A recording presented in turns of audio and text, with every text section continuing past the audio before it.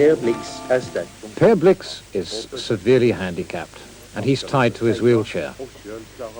He's going out sailing, and he will manage the boat by himself. He's one of the many handicapped patients who've been learning to sail at the Bydom Yachting Club near Oslo. And they've been learning to sail in spite of the fact that they are severely handicapped by either multiple sclerosis or polio or for other reasons. Deaf people are with us, and the blind can also sail with the assistance of an audio compass. Being physically handicapped does not mean being incapable. About 200 handicapped patients have participated in a sailing course since 1979. It's our experience that sailing is a sport that is particularly good for handicapped people. For eksempel, det skades jo I trafikken I dag ca. 110 000 per år. Og la oss si en skiløper, en fotballsparker, de må jo oppgi sin idrett, mens en seiler, han kan dog fortsette. Men det ikke for komplisert med det vanskelig. But isn't it very complicated with lots of complicated equipment to get people onto boats? Well, what you're looking at is some special equipment designed for people who don't have enough strength in their bodies. Provided they have a clear head and they can swim, there's no problem. We are one of several yachting clubs practicing handicap sailing, but we hope very many more clubs will join us in the future. We hope that we will be able to achieve in sailing what Erling Stordal has achieved with Beitostølen.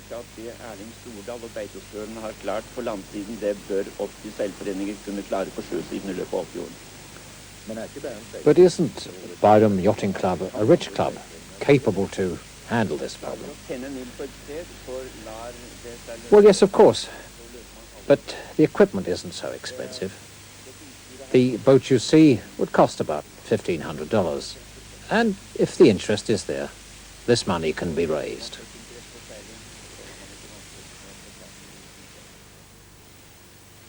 Do these people continue sailing after your course? Or is the course itself just a nice experience? Well, some people have even purchased their own boats.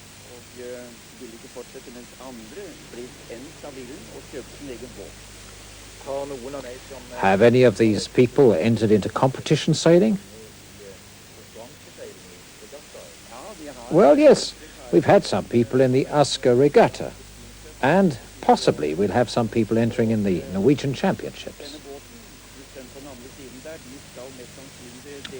And that will be a landmark in Norwegian sailing history. For the first time, 3 wheelchair patients will compete as equals with everybody else. Olaf, you must have been a clever sailor years ago before you became a wheelchair patient. Yes, I was an active sailor.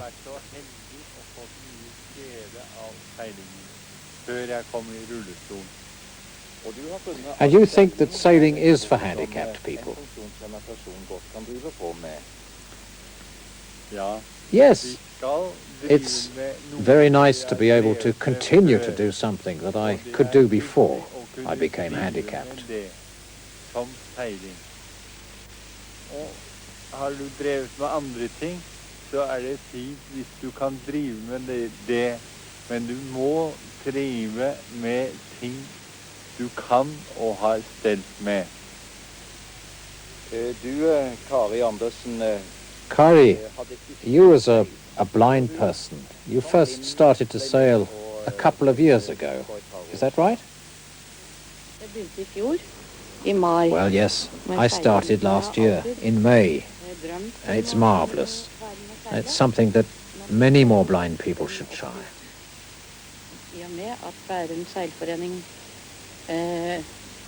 Har begynt med dette, og det et helt enestående tiltak som mange flere blinde bør være med på, etter min mening. So you really enjoy it? Absolutt. Og det er helsebot for hele Definitely. Når jeg It's får really trene en hel therapeutic. ukedag og seile 3 timer, slik vi pleier å gjøre det her på kurset. Sailing is a good, tough activity for handicapped people. It allows for contact with the wind and the weather, and it gives plenty of excitement.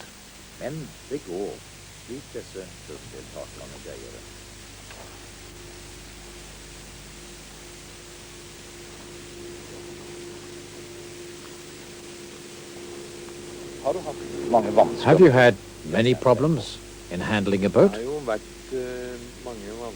A lot of problems, but we've had a lot of help. As a multi-sclerosis patient, I can't do very much myself, so I'm very dependent on help.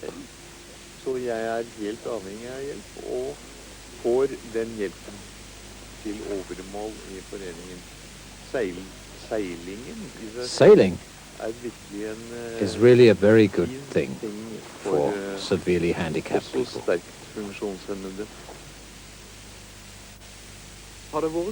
Have you enjoyed learning how to sail? Yes, if it hadn't rained so much. 2 weeks ago, it was blowing a lot. Were you frightened? Yes, I was a little frightened.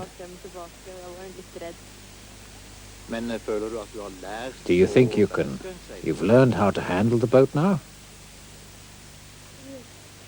Yes, I'm good at steering.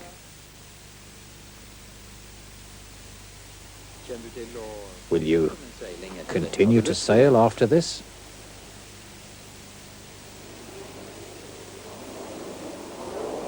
Yes, in the autumn. I want to sail with my father.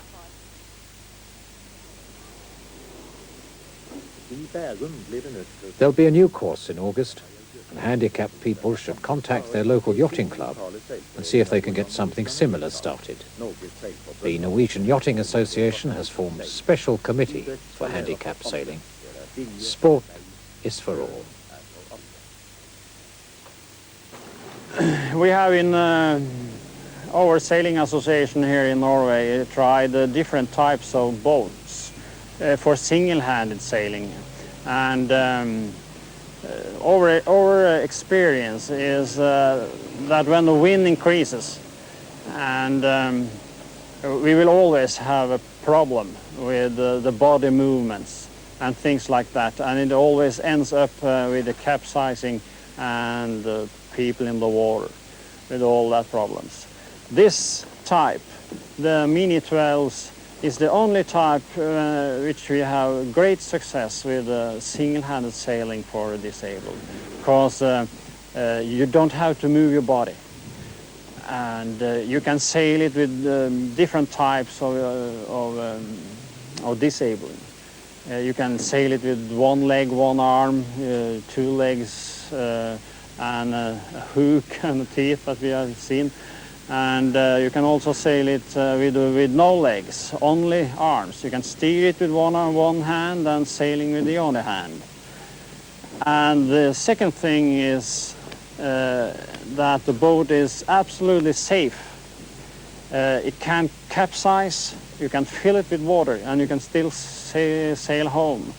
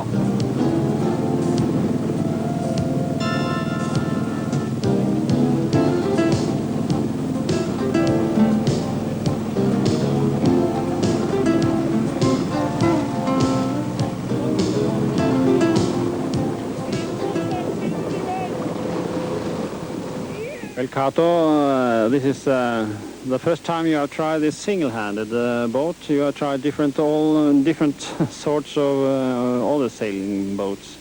But what do you feel about this one then? Okay, I have been sailing for 4 years approximately, and tried, as to say, difficult types of boats, both sizes, and one sailboat for one man and for more than one. But this is the first time I have been boat on my own in a sailboat, and that was a great what do you call it? Experience, yes, because I could do all my decisions on my own. What do you feel about to get into a class which you can sail with everyone? You can sail with all sort of people, and all sort of handicaps. That is the good thing with this boat, that all types of handicap can compete together, and then we eliminate the class problem. Yeah, right. So, right. And you are steering this boat with your legs, and you are sailing your sails with your hook and your teeth. yeah, and What do you feel about that? Is it easy, or can you manage it? okay, it's easy most of the time, but sometimes when there's a lot of boats and the wind is increasing, and then there's Right. some problems. But tight roundings around marks and things like that. But that will probably come with training. yeah, of Don't you? course. The trainers spend considerable time in explaining sailing techniques to the participants.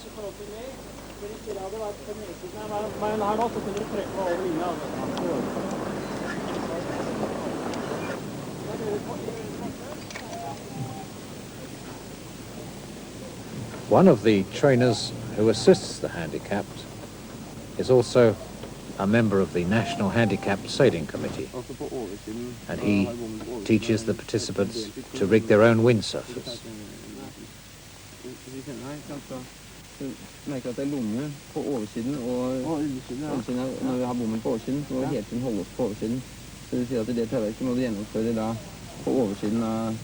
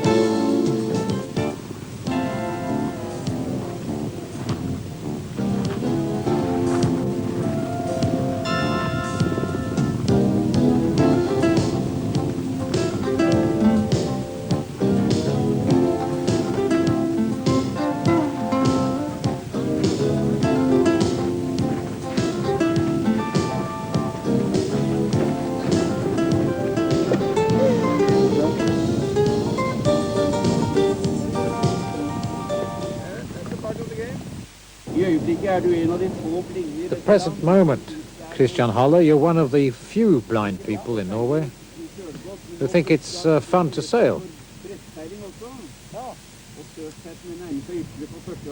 The Surf Cat, I suppose, is an extremely good boat for learning to sail the first time. What made you to go over to windsurfing? Anything to do with the excitement? Well, I suppose so.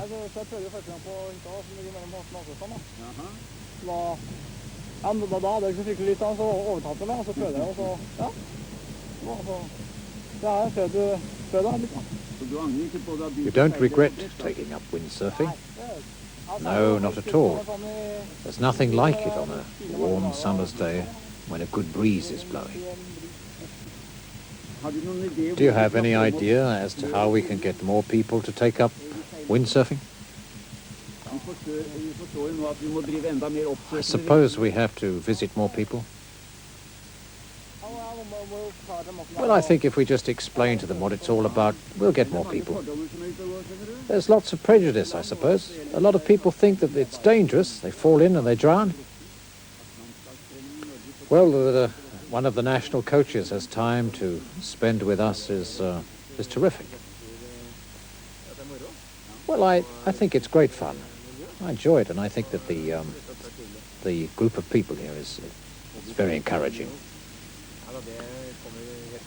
Well, I'm sure we'll get more people with us. Sailing is an extremely good sport for handicapped people. And there is a tremendous scope because, well, you could sail everything from windsurfers to ocean-going vessels. Well, Erling Stordal, for at least a generation, you've been Norway's leading spokesman for sport for the handicapped. Your name is almost synonymous with Beitostølen. I would very much like to ask your opinion about the Norwegian Yachting Association's offer to the handicapped. Well, like many others, I must say it's an extremely interesting and comprehensive offer. There's a lot of things about sailing. Firstly, I would like to say that I think that sailing means that a handicapped person can experience our beautiful nature and at the same time have the excitement of competition. And this, of course, means that there is a requirement for physical and mental activity. And you have to consider which way the wind is blowing, the way the current is running. Secondly, I'd like to mention integration of the handicap into sporting activities. I think this question of integration is a very important point. Finally, it's worth mentioning that people of all ages can participate in sailing. And, well, that's just fantastic.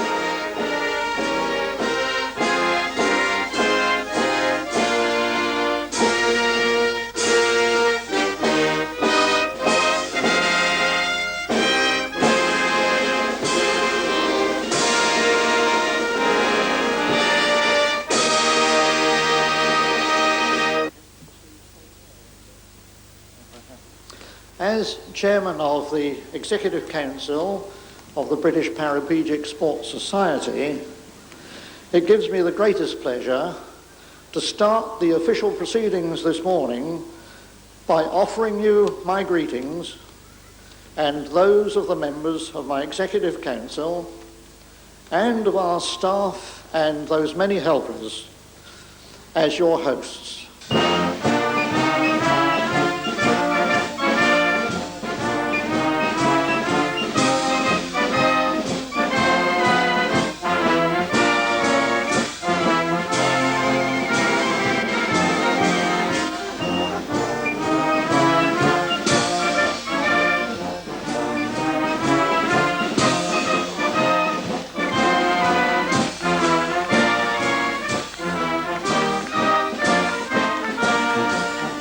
I came 2 years ago, I think, to open another of these games, and on that occasion I greatly enjoyed having a chance to say a few words and to meet some of the competitors. I fear that probably many of you may not understand a single word that I'm saying, but I suspect that you won't miss anything at all. All I can say is that it does give me immense pleasure to be able to make a small contribution myself on a day like this, and to see all of you gathered here from so many different countries, all showing just what sheer determination and courage can do for all of us who are lucky enough to be able-bodied. So if I may now declare the 7th World Wheelchair Games, or the Paralympics 1984, open. In the name of all competitors, I promise that we shall take part in these, the 7th World Wheelchair Paralympic Games, respecting and abiding by the rules which govern them, in true spirit of sportsmanship, for the glory of sport and the honor of our teams.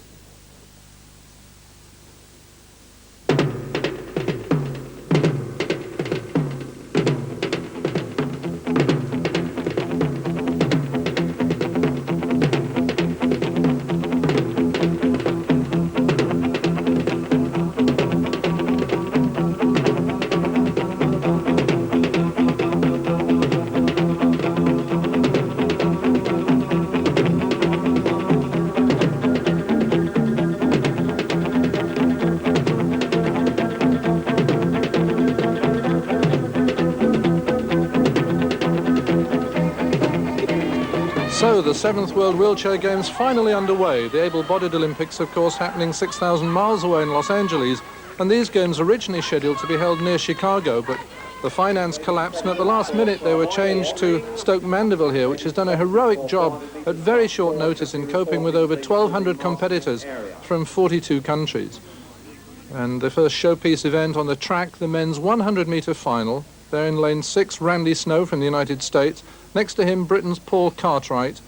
Then in lane 4, possibly the favourite, Ron Minor from Canada, heroically built, possibly better suited to the 200 and 400 where he holds world records. In lane 3 will be Hans Schroeder of West Germany. The Germans very keen on track racing in wheelchairs. There's a major event at every big track meet in West Germany. In lane 2 is Keane of Holland, and Courtney in New Zealand brings up the 6th place on the inside, a really international field. As I say, Minor of Canada, considered the favourite in lane 4. Fast racing wheelchairs, these, specially designed for speed, and a very good start there on the inside by Courtney of New Zealand.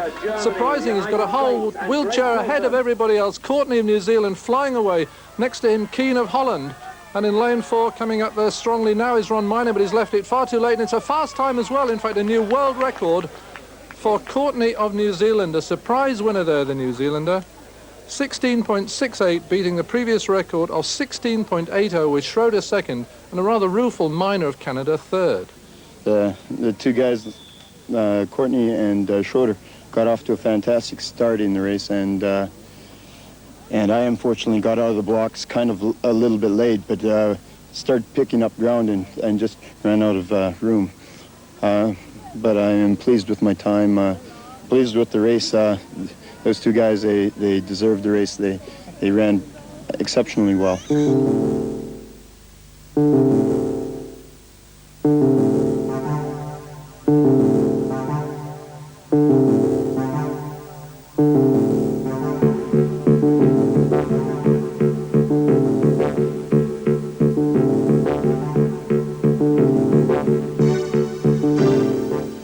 Well, Dorothy Ripley from Castleford holds the world record in this event, the women's shot put final, and her biggest threat is here, Milinkovic of Yugoslavia. Dorothy competing for 9 years. She's proud to admit to being a granny of 50, and she's even prouder of that world record. Milinkovic has already beaten the existing Olympic record in her early rounds, but now this is her final throw. She's done 5 meters 86. Which for a new Olympic record, but she's trailing Dorothy at the moment, and that doesn't look like an improvement, and the Yugoslav looks very unhappy. The games mean to me a great deal, that I've succeeded in getting this far. And I'm going out to try my best to get them medals and to break my world record. Well, that world record standing at 7 metres. She's already thrown 6 metres 67, so she's sure of the gold medal. But this is the final throw. And the follow-through there, tremendous, and it's very long way, 7 metres 19, a new world record for Dorothy Ripley from Castleford.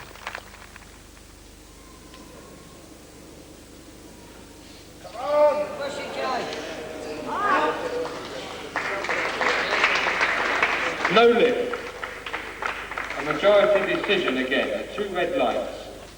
When Russell has done that, then we'll do yours. And we'll get the timing right, so you're on the ball at the right time.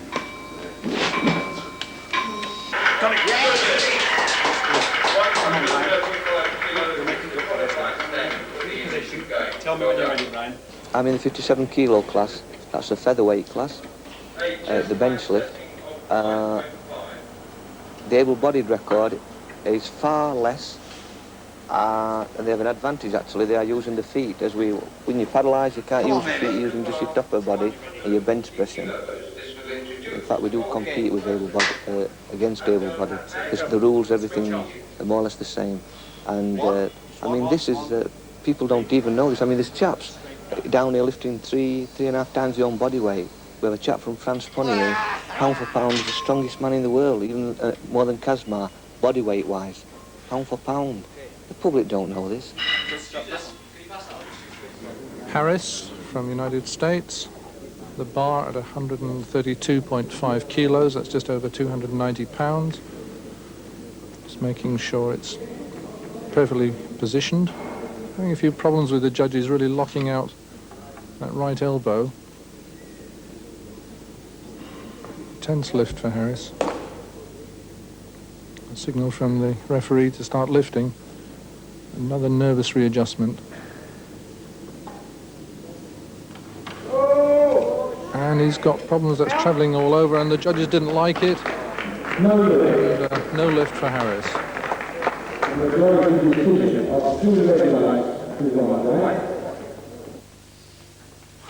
Just get the first lift in.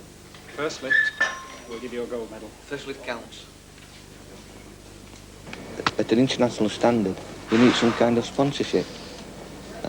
Some form of sponsorship anyhow. Or you just to keep there. To put the training and the hours, the expense is incredible. People just don't realise this, especially in this country. Good lift. At the benchmark setting of 11.6, this will introduce for his first attempt the stones from the Quaker. Come on, Brian.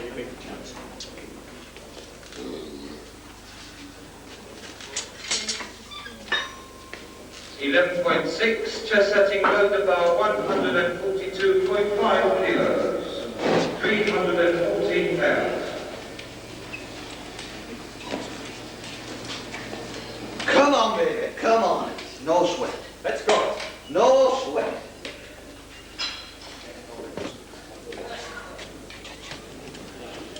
The bar is loaded. Your 2 minutes start now.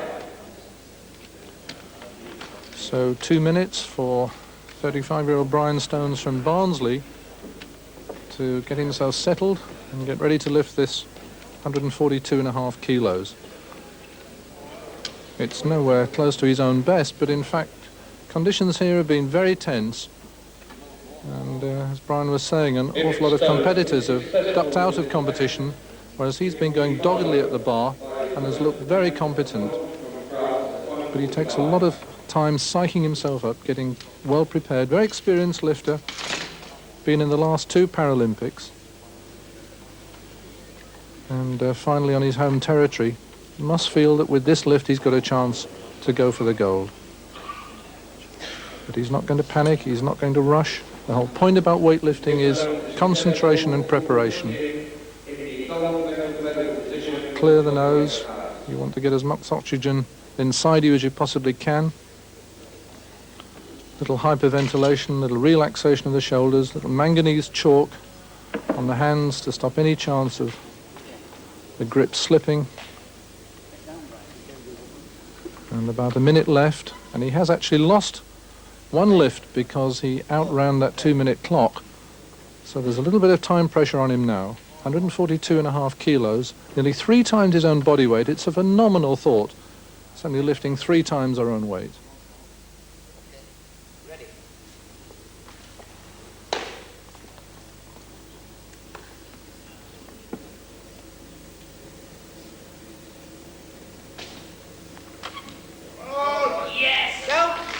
And it's there, 3 white lights for Brian Stones from Barnsley. It's gold medal for the British lifter.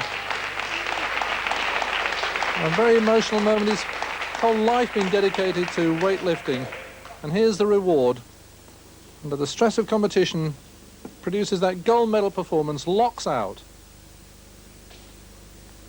Gold medal, it's incredible, Olympic champion.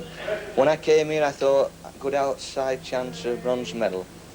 But you see what's been happening all week, world-class lifters, everybody has been moving up and down body weights, and everybody's been psyching everybody out, and I stayed where I was, and it's paid, and I'm made up. It's, I didn't expect it to come like that. Outside chance of bronze, but Olympic champion, oh dear, that's great, smashing.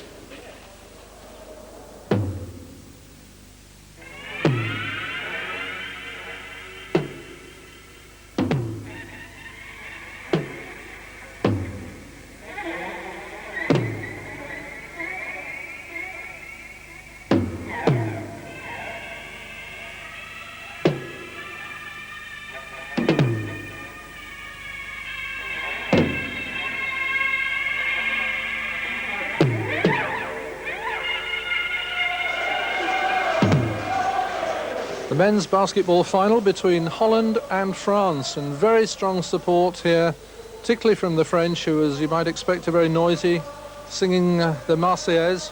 France, who in the early rounds lost to Great Britain, but on the repechage system came through to meet Holland. And pretty well-balanced teams. The French perhaps more individual brilliance, as the French mascot in its wheelchair. Played under proper international basketball rules. A big squad, the French with a full squad of 12, the Dutch with 10, but only 5 aside, of course, on the court at any one time.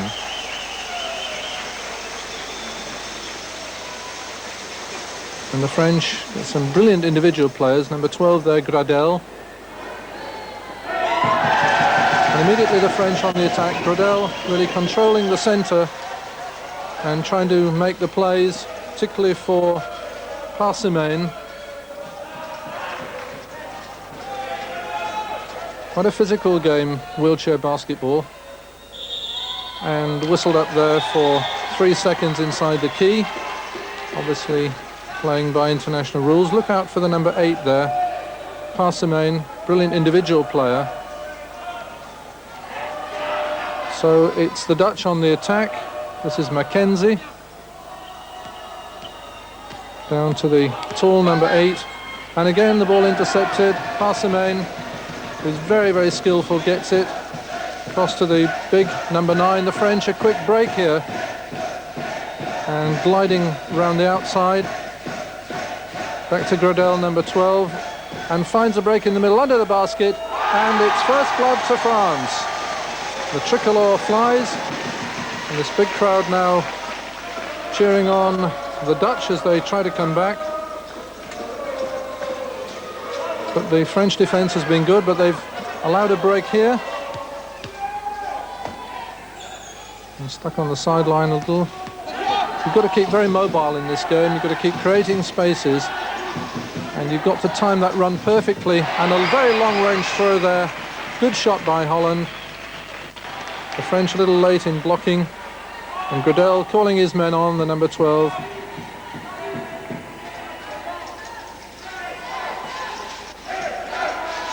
And the French just seem to have that extra effort. Here's Parsimane, who's a real individualist under the basket. And there he is, he's found the space. Oh, and a brilliant shot. Very, very good shot there by Parsimane.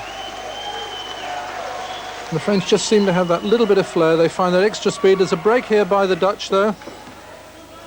But again, no one under the basket, no one to shoot at. Number 6, Mackenzie. Oh, and number 8 there, Style of Holland, cut across in front of Beno of France. Accident, both men out of their chairs. The French accusing the Dutch. So the Dutch now under the basket. Breakaway number 12. And a very good shot there by the number 9, Venema. A good crisscrossing passing movement. The French with a lot of space in this centre of the court. And Passamen again steals it, and left-handed shot there straight in the basket. And the Dutch just don't seem to have the defensive capacity to handle these brilliant Frenchmen. But another attack building up again. This is Venema, the last to score. Good dribbling there, but there's just no one he seems to be able to give the ball to. And the shot's missed, and an obvious foul under the basket there.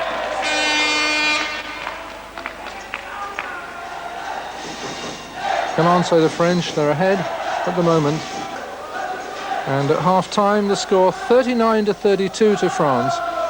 So the Dutch coach trying to get the lads excited. In the second half now, the French coming down to this end of the court. And the ball everywhere. And the Dutch get the rebound and get it away. And a chance now for a fast break by the Dutch. Oh, a nice movement here. Mackenzie under the bar. There's no one with him. A nice reverse shot and misses. Just hits the rim of the basket. So the French now playing some of the other players off the bench. The Dutch seem to have played virtually the same squad throughout the whole game. Goodell, the number 12, is really the playmaker, controlling the game for the French. And this big number 9. Another long-range shot. The French get the rebound, and they're still on the attack. And really you get the feeling that they're just holding on to their points lead. And the Dutch getting very frustrated. They just don't seem to be able to get any possession. The French don't show any enthusiasm to score.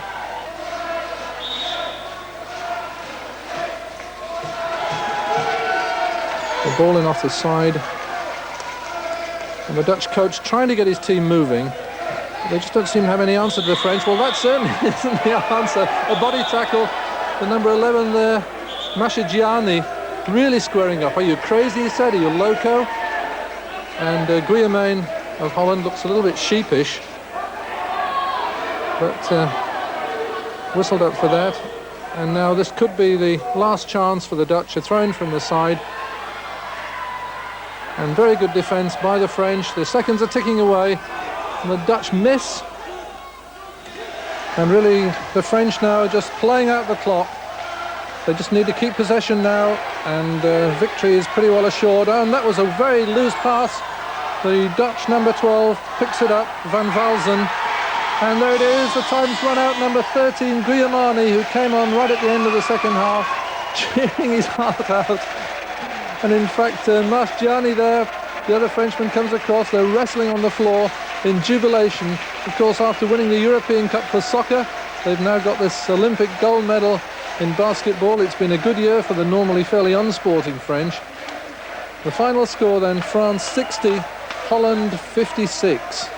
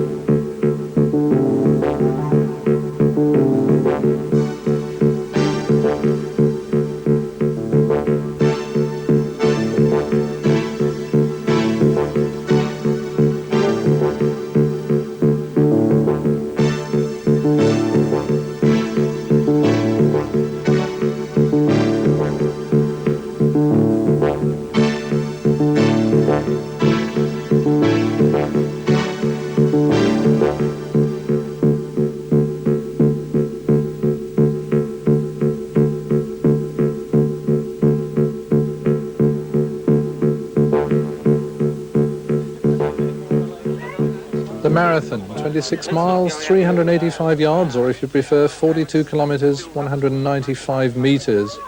7:15 on a Sunday morning in the comfortable Buckinghamshire village of Chalfont St Peter, wending their way through leafy lanes back to the stadium at Stoke Mandeville.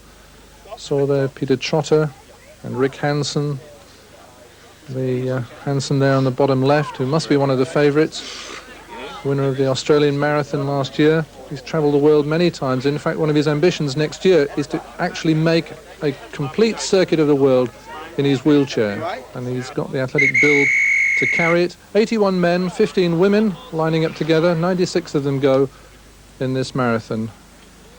Mel Fitzgerald, the magnificent bearded printer from Toronto, on the left there, ready for quite a fast start. And the Canadians are a very, very strong team here. With a team prize, the Canadians would wheel it.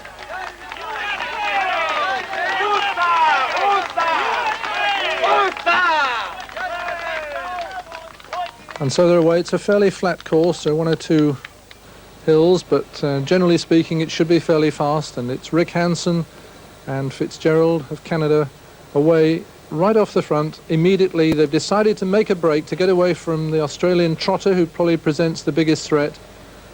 And it's obvious the two Canadians, although they're wearing different vests, they are from the same country. And the break has absolutely split the field, and three Australians are left back there in the chasing group. And the athlete from Bahrain already looking a little tired. The Italian here, just like a cycle race, leading a group of 6 behind him. They're all running in single file to cut down any kind of wind resistance, though it's a very mild morning and conditions really very good. It's warm but not too warm, and a chance here for the two Canadians to give themselves a really fast time. They've obviously decided to share the pacemaking, and behind them you can see that on this little incline it's really hard work taking a chair up some of these slopes. But generally speaking, it's not the most grueling course. It is fairly flat. The biggest problem could be pollution from the exhaust of those cars. At 3'6", it's right at your nose level. But the leaders are well away, but behind them quite an interesting situation developing. The three Australians who are in about 7th, 8th and 9th place have made a break to get away from the Italian behind them. And in this group here, Vigar of Canada in the white with Peter Trotter, that familiar headband, and Ron Minor of Canada are in 3rd, 4th, 5th, 6th and 7th places. But no real chance, I don't think, of getting through unless they really work for each other to catch up with these two leaders, because they're looking really forward. One of the things with a physical disability, like being in a wheelchair, is that it's so visible. People can see it. Oftentimes they imagine it to be much worse than it is. But you know, we all will have certain traumatic things that happen to us in a lifetime. It might be the death of a family member, or perhaps a divorce or a bankruptcy, or perhaps a problem with alcohol. Disabled people reflect the same values that society has in general. And if the expectations are low, they don't expect us to be healthy, don't expect us to be independent, then by and large you're not going to be. But I think it is changing. Our expectations are being higher, and I think that's good. Society should expect of us the same that they would of anyone else.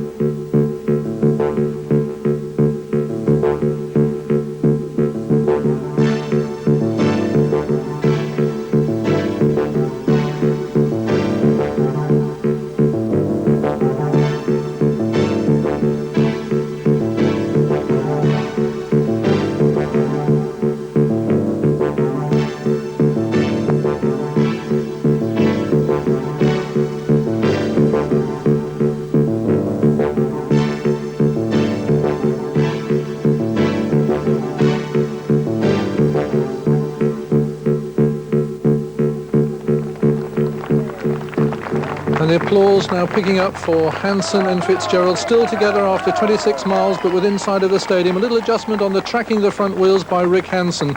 These are fairly sophisticated machines that they're racing in. And the crowd assembled in the stadium, welcoming them in. They can hear the police outriders And now just a sprint down the home straight, and after all this distance, still together, Hansen on the left, Fitzgerald on the right, and Hansen's going to win the marathon by almost as close a margin as he won the 1,500 metres. And it's one of the fastest marathons ever, under 1 hour 50 minutes, incredibly fast time. That's averaging around 15 miles an hour. And Hansen winning by just under 2 seconds after all that distance from Fitzgerald, with Vigar making it 1-2-3 for Canada. Oh, it all to Mel. Mel and I worked the whole way. We traded off, and we broke the guys early. We just hoped we could hang on, and the two old men, we got pretty lucky. We're going to get ready for LA. We have a race in Los Angeles at the Olympics, 1,500 meters. Both Mel, myself, and Andre. So the 1-2-3 finishes in the marathon. We're going to be trying our luck at some shorter distances. Got our work cut out for us with the Belgians and the Australian. Well, what a breakthrough for disabled sport to come here to the Olympic Games, to a completely packed Coliseum, over 90,000 people. They will really have their first taste of top-class international racing in wheelchairs. What a wonderful sight this Olympic Stadium is, with the great peristyle down the end, and then the horseshoe of well over 90,000 people. And this is a marvellous field. Peter Trotter of Australia on the inside for this 1,500 metres. Mel Fitzgerald, who was second in the Stoke Mandeville Marathon, in lane 2. Jim Martinson of the USA in lane 3, with those very flashy leather gloves. Jürgen Geider from West Germany, who does everything from the sprint to the marathon. Randy Snow, one of the most experienced international racers, with the beard. Then Andre Vigar from Canada, third in the marathon in Stoke Mandeville, a powerfully built athlete. Rick Hansen next to him in lane 7 from Canada, who won 9 goals in the Pan American Games, Pan American Paralympics. And then Paul van Winkel of Belgium on the outside, again with a little protection around the biceps to stop any chafing from the wheel. And van Winkel, possibly the favourite. Certainly Hansen feels that the Belgians are well prepared, and that this will be our real first sight of van Winkel. 8 of them lined up in this men's 1,500 metres.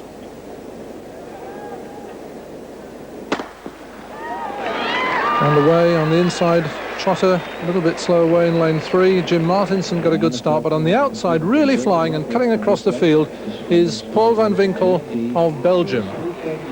And he's already opened up a 3-metre lead on the field. It's not sports for the disabled, it's just sports. I see what I am trying to do is what I see many athletes trying to do in Los Angeles right now in the Summer Olympics. I'm just trying to see how fast I can run. I'm not trying to make a statement about rehabilitation or about disabled people in our society.